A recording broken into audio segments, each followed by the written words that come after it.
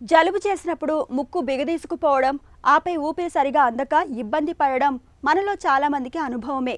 ఇక కఠినమైన వ్యాయామాలు చేస్తున్నప్పుడు ఒక్కోసారి ఊపిరి సరిగా అందక ఆయాసం వచ్చేస్తుంటుంది. ఎత్తైన ప్రాంతాలకు వెళ్ళినప్పుడు కూడా ఆక్సిజన్ కొరత వల్ల ఊపిరి సరిగా అందకపోవచ్చు. భయాందోళనకు గురైనప్పుడు కూడా కొద్దిసేపు శ్వాస కోసం కష్టపడాల్సి రావచ్చు. అయితే ఇలాంటి సందర్భాలేవీ లేకుండానే మనలో కొంతమందికి శ్వాస సరిగా అందని పరిస్థితులు ఎదురవుతుంటాయి. ఇందుకు ఒంట్లో తిష్టి వేసిన కొన్ని రకాల జబ్బుల్ని కారణాలుగా చెబుతారు డాక్టర్లు. వైద్య పరిభాషలో డిస్పీనియాగా పిలిచే ఈ సమస్య గురించిన పూర్తి వివరాలను ఇప్పుడు తెలుసుకుందాం.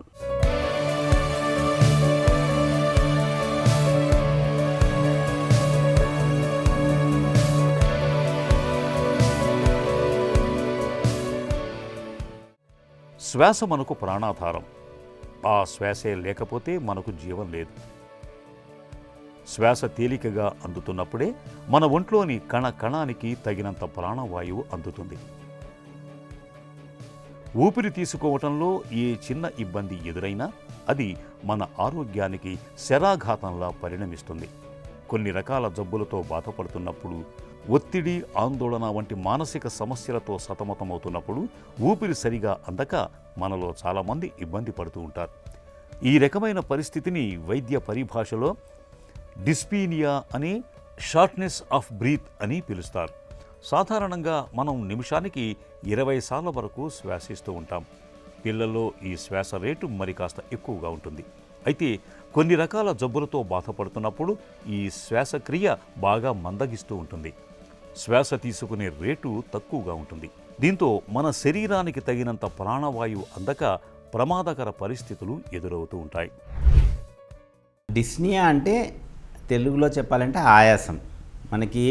మనం ఊపిరి పీల్చుకునేటప్పుడు మనం ఊపిరి తీసుకుంటున్నాము అన్న విషయం మనకి తెలియదు. కాకపోతే ఎప్పుడైతే అబ్నార్మల్ సెన్సేషన్ మనం గాలి పీల్చుకుంటున్నామో అని తెలుస్తుంది అంటే దాన్ని మనము టెక్నికల్గా ఆర్ మెడికల్ టర్మ్స్లో డిస్నియా అంటాం. Once he becomes aware of his own breath.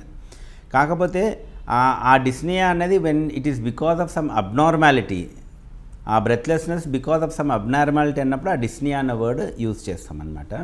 So dyspnoea అంటే నథింగ్ బట్ ఆయాసం, గాలి తీసుకోవడానికి ఇబ్బంది. ఆయాసంలో కూడా చాలా రకాలుగా ఉంటుంది. కొంతమంది గాలి తీసుకోవడం ఇబ్బంది అంటారు, కొంతమంది ఎనఫ్ గాలి లంగ్స్లోకి రావట్లేదు అంటారు, కొంతమంది ఛాతి పట్టేసినట్టుగా ఉంది అంటారు. సో ఒక్కొక్కరు ఒక్కొక్క సిమ్టమ్ లాగా చెప్తారు కానీ బట్ ఓవరాల్గా డిస్నియా అంటే ఆయాసం.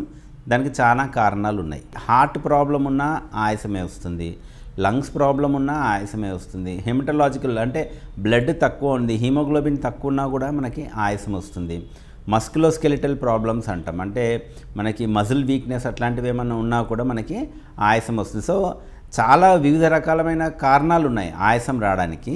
సో మీరు ఆయాసంతోనే డాక్టర్ దగ్గరికి వెళ్ళినప్పుడు ఏ దానివల్ల ఆయాసం వస్తుందని నేను ఎవాల్యుయేట్ చేసి దాని ప్రకారంగా అనేది కాజ్ని కనుక్కోగలుగుతాం అన్నమాట. ఊపిరి సరిగా అందకపోవటానికి సాధారణ జలుబు మొదలుకొని దీర్ఘకాలిక జబ్బుల వరకు అనేక కారణాలు మనకు కనిపిస్తాయి. ఆస్తమాతో బాధపడుతున్నప్పుడు శ్వాస మార్గాలు సన్నగా కుచించుకుపోవటం వల్ల తేలికగా ఊపిరిని పీల్చుకోలేకపోతుంటారు.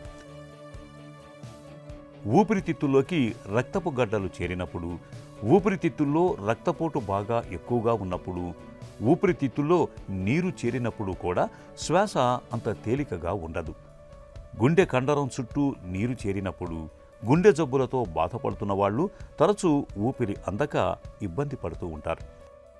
తీవ్రమైన రక్తహీనతతో బాధపడుతున్నప్పుడు, అకస్మాత్తుగా తీవ్రమైన రక్తస్రావం జరిగినప్పుడు, పక్కటెముకలకు ఫ్రాక్చర్లు అయినప్పుడు, సిఓపిడి, నిమోనియా, ఎంఫెసీమా, సార్కోయిడోసిస్ వంటి జబ్బులు ఉన్నప్పుడు, గర్భిణీ దశలోనూ ఊపిరి సరిగా అందని పరిస్థితులు ఎదురవుతూ ఉంటాయి.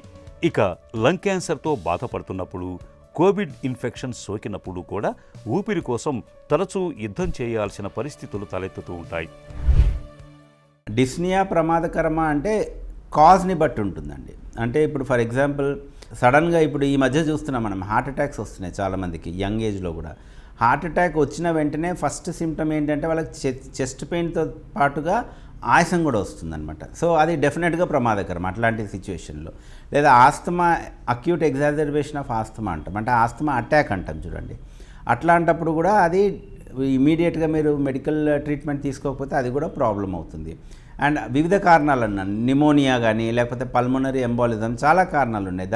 దానివల్ల ఆయాసం ఎక్కువ వచ్చిందంటే సో మనము అంటే డిలే చేయడానికి కూడా కొన్ని లేవు.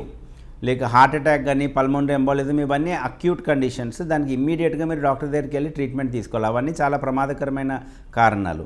అలా కాకుండా కొన్నిసార్లు ఏంటంటే దీర్ఘకాలికంగా కూడా ఆయాసాలు ఉంటాయి. ఫర్ ఎగ్జాంపుల్ సిఓపిడి ఉంటుంది, అంటే స్మోకింగ్ వల్ల వచ్చే లంగ్ ప్రాబ్లం. వాళ్ళకి ఆయాసం ఉంటుంది కానీ అది ఇమ్మీడియట్గా ప్రమాదం ఏమీ ఉండదు కానీ బట్ దీర్ఘకాలికంగా ఆయాసం ఉంటుందన్నమాట. సో కారణం బట్టి అది డేంజరసా లేకపోతే క్రానిక్ ప్రాబ్లమా అనేది డిసైడ్ అవుతుంది. కానీ ఎవరైనా కానీ సడన్గా ఆయాసం వచ్చింది అంటే మటుకు దాన్ని నెగ్లెక్ట్ చేయడానికి లేదు. ఇమ్మీడియట్గా మీరు డాక్టర్ని సంప్రదించవలసిందే. పరిస్థితిని బట్టి, పేషెంట్ అదర్ సిమ్టమ్స్ని బట్టి కారణం ఏంటి అని డాక్టర్ ఏమనుకుంటున్నారో, అంటే మనకి సిమ్టమ్స్ బట్టి కూడా ఏ సిస్టమ్ ఇన్వాల్వ్ అయిందో మనకి అర్థమవుతుంది కాబట్టి దాని ప్రకారంగా టెస్టులు చేసుకుంటారు అండ్ నిర్ధారణ అవుతుంది. మానసిక భావోద్వేగాలకు గురైన సందర్భాల్లో ఊపిరి సరిగా అందకపోవటం గురించి మనం పెద్దగా కంగారు పడనక్కర్లేదు. ఆందోళన, ఒత్తిడి తగ్గి కాస్త స్థిమితపడ్డాక అంతా సర్దుకుంటుంది. అదే దీర్ఘకాలిక జబ్బుల మూలంగా తలెత్తే శ్వాస ఇబ్బందుల్ని మాత్రం నిర్లక్ష్యం చేయకూడదు. వెంటనే స్పందించాలి.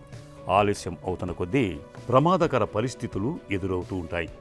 ఊపిరి సరిగా అందకపోవటం వల్ల పెదవులు నీలం రంగులోకి మారుతూ ఉంటాయి. గుండెల్లో పట్టేసినట్లుగా ఉంటుంది. అంతా అయోమయంగా అనిపిస్తూ ఉంటుంది. ఇలాంటప్పుడు ఆలస్యం చేయకుండా వెంటనే ఆసుపత్రికి చేరుకోవాలి. ఊపిరి అందని పరిస్థితి ఎంత తీవ్రంగా ఉందో తెలుసుకునేందుకు డాక్టర్లు ముందుగా మోడిఫైడ్ మెడికల్ రీసెర్చ్ కౌన్సిల్ ఆమోదించిన ప్రామాణిక స్కేలుపై 0 నుంచి 4 పాయింట్ల వరకు లెక్కిస్తారు. ఇందులో 0 అనేది కఠినమైన శారీరక శ్రమ లేదా వ్యాయామాలు చేసినప్పుడు ఊపిరి అందకపోవటాన్ని సూచిస్తుంది. 4 అనేది శ్వాస తీసుకోవటం చాలా కష్టంగా ఉన్న పరిస్థితిగా చెబుతారు నిపుణులు. రోగి ఆరోగ్య పరిస్థితిని బట్టి రక్త పరీక్షలు, ఎక్స్రే, సిటీ స్కాన్, ఎలక్ట్రోకార్డియోగ్రామ్ వంటివి కూడా చేయాల్సి ఉంటుంది.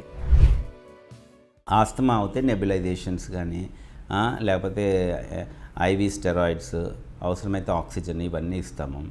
లేదు గుండెకి సంబంధించిన హార్ట్ ఫెయిల్యూర్ కానీ దానికి లాసిక్స్, అంటే కారణం బట్టి ట్రీట్మెంట్ ఉంటుంది. ఇప్పుడు సడన్ హార్ట్ అటాక్ వల్ల ఆయాసం వచ్చింది అనుకుంటే దానికి ప్రైమరీ యాంజియోప్లాస్టీ అట్లాంటివి చేసుకోవాల్సి ఉంటుంది. సో దానికి సపరేట్ ట్రీట్మెంట్ అంటూ, అంటే ఆయాసానికి ఇదే ట్రీట్మెంట్ అంటూ ఉండదు. కారణం బట్టి దానికి తగ్గట్టుగా ట్రీట్మెంట్ ఉంటుందన్నమాట. ఇప్పుడు నిమోనియా వచ్చిందని, నిమోనియా వల్ల ఆయాసం వచ్చిందంటే దానికి మనము యాంటీబయాటిక్స్ కానీ, అవసరమైతే ఆక్సిజన్, అవసరమైతే నెబ్యులైజేషన్స్ ఇవన్నీ ఇచ్చుకుంటాం. సో కారణం బట్టి ట్రీట్మెంట్ ఉంటుంది. సో ఫస్ట్ డిస్నియా ఉన్న పేషెంట్స్ ఏంటి అంటే దానికి బ్లాంకెట్ ట్రీట్మెంట్ అంటూ ఏముండదు. కారణం బట్టి మనము ట్రీట్ చేసుకోవాల్సి ఉంటుంది, నిర్ధారణ చేసుకోవాల్సి ఉంటుంది. కాబట్టి ట్రీట్మెంట్ అనేది ఈచ్ అండ్ ఎవ్రీ ప్రాబ్లంకి వేరీ అవుతుంది. ఊపిరి సరిగా అందని పరిస్థితి తలెత్తినప్పుడు సాధారణంగా కారణాన్ని బట్టి డాక్టర్లు చికిత్స మొదలు పెడుతూ ఉంటారు. ఒత్తిడి, ఆందోళన వంటి మానసిక భావోద్వేగాల మూలంగా శ్వాస ఇబ్బందులు ఏర్పడుతున్నప్పుడు బ్రీతింగ్ వ్యాయామాలతో పాటు రిలాక్సింగ్ టెక్నిక్స్ను నేర్పిస్తారు. అదే ఆస్తమా మూలంగా శ్వాస కష్టాలు ఎదురైనప్పుడు ఇన్హేలర్లను సూచిస్తారు. ఊపిరితిత్తులో నీరు చేరినప్పుడు నీడిల్ సాయంతో ఆ ద్రవాన్ని తొలగిస్తారు. ఇక blood clots, pulmonary hypertension, COPD, pneumonia, emphysema, గుండె వైఫల్యం తదితర జబ్బులకు మందుల్ని సూచిస్తూ ఉంటారు. ఈ మందుల్ని డాక్టర్ సలహాలు, సూచనలు మేరకు నిర్ణీత కాలం పాటు వాడాల్సి ఉంటుంది. ఇక ఊపిరితిత్తుల్ని బలోపేతం చేసుకునేందుకు నిత్యం కాసేపైనా బ్రీతింగ్ వ్యాయామాల్ని చేయటాన్ని ఒక అలవాటుగా మార్చుకోవాలి. ఊపిరితిత్తుల్ని దెబ్బతీసే పొగ, కాలుష్య కారకాలకు దూరంగా మసులుకోవటం అన్ని విధాలా మేలు. ఇలా అన్ని రకాలుగా తగిన జాగ్రత్తలు తీసుకోవటం ద్వారా శ్వాస కష్టాలను చాలా వరకు నివారించుకోవచ్చు.